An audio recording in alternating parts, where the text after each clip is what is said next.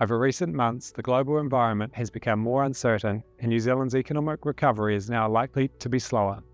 The good news is that our financial system remains on solid footing. Hi, I'm Chris, manager of the team that produces the Financial Stability Report here at the Reserve Bank of New Zealand, Te Pūtea Mātua.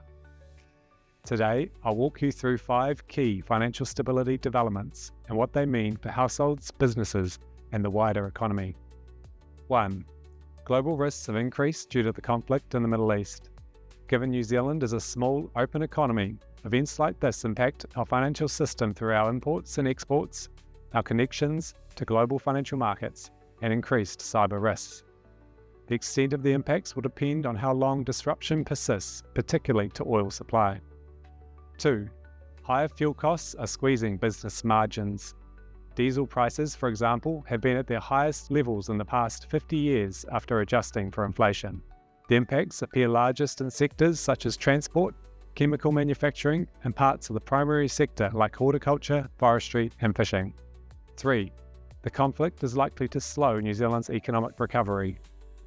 Before the conflict started, the New Zealand economy was showing signs of improvement, with financial pressures on households and businesses gradually easing. A slower recovery now looks likely.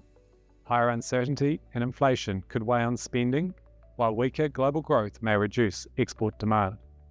This could affect business revenues and the availability of jobs.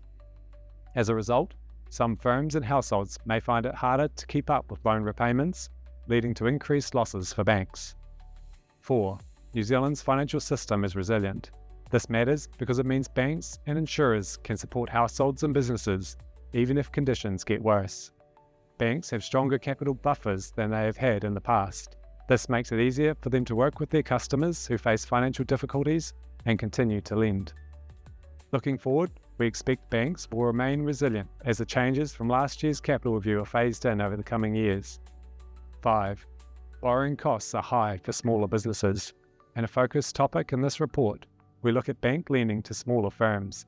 The interest rates paid by firms vary widely by firm size, industry, and the assets backing the loan.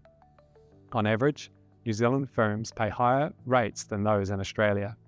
Our report highlights opportunities to improve pricing transparency through better data. To learn more, see our latest Financial Stability Report on our website.